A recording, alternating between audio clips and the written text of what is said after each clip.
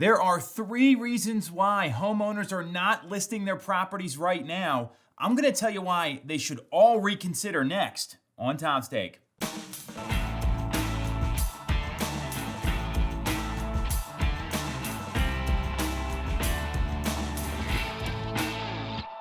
definitely going to want to watch this one.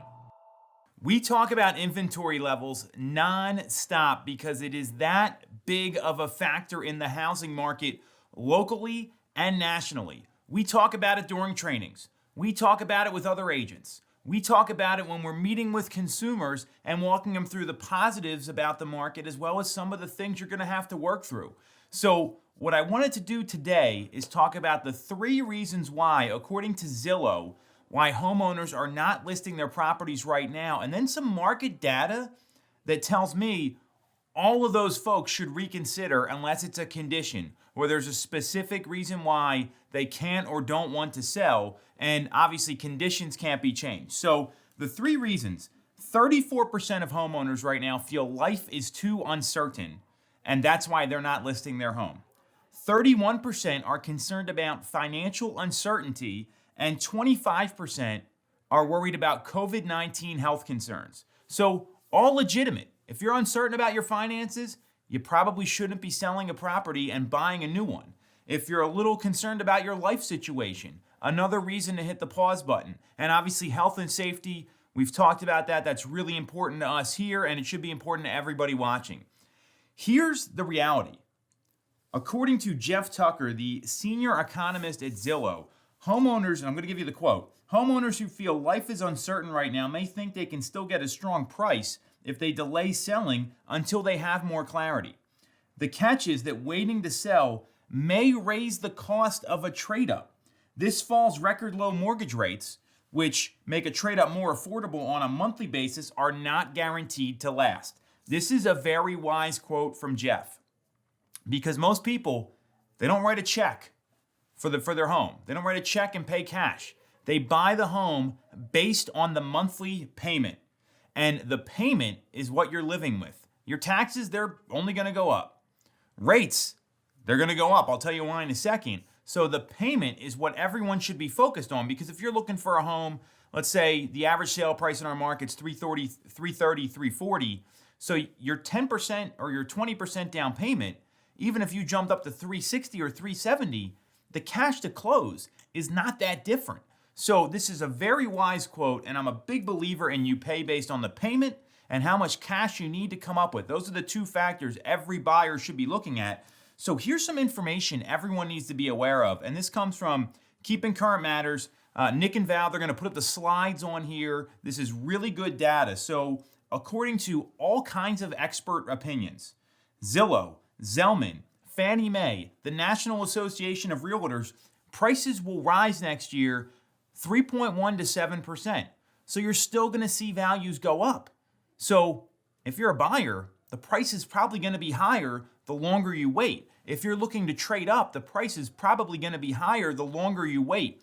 CoreLogic's the only expert opinion out there that feels prices are going to go in the negative direction. It's the only one. And again, we got this right on the slide here.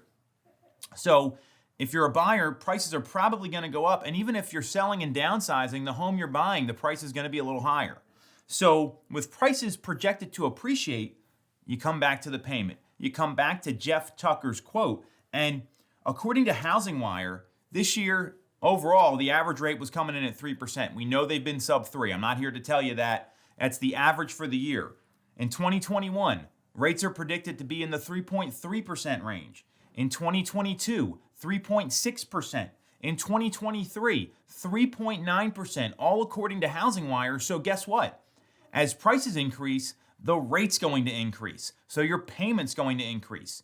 Prices could stay flat and your payment will increase. So if you are looking to make a move and you're going to be financing the next purchase, you're not just a seller trying to cash out, you're going to be financing the next purchase, you might want to reconsider waiting out the market until you have more clarity, because as the entire market gains clarity, more folks are going to jump into the market and make a real estate decision. Warren Buffett says you want to be the people buying things when others don't, and that is really true based on these numbers I'm sharing with you here. And then if you look at the Housing Affordability Index from NAR, the National Association of Realtors, so the Housing Affordability Index, the short of it is they assign a number, and it's a number factor to show how our affordable housing is over time. Right now, we're at a 159 for 2020. That is the lowest we've seen in 12 years, with the exception of a couple of outliers in 2016, 2017. Again, we're going to put this up.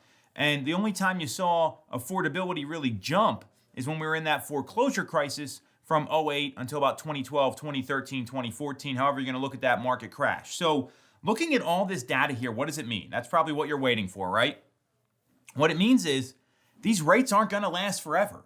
Prices are going up. So if you've got to purchase something, which most people have to, could you sell your home for a little more in the spring? Probably. How much higher is your payment going to be? That's the thing you need to sit down, you need to break out your calculator, go on the mortgage calculator, project out where the payment's going to come in based on rates, and that's how you're buying the property.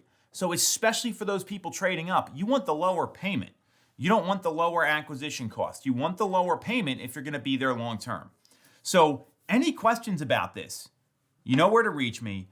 Sit down, talk to an expert, get clarity on where the market's heading, not just where it is at this moment in time, because these are all real issues. Health concerns, totally get it. Good news is there's a vaccine coming.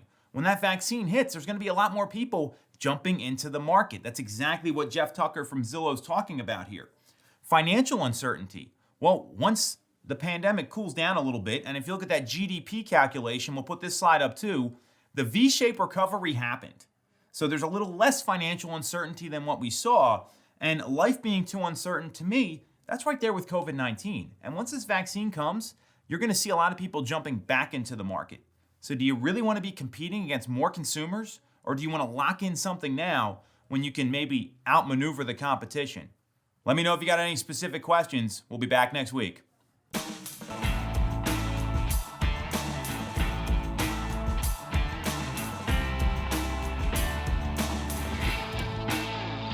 You're definitely going to want to watch this one.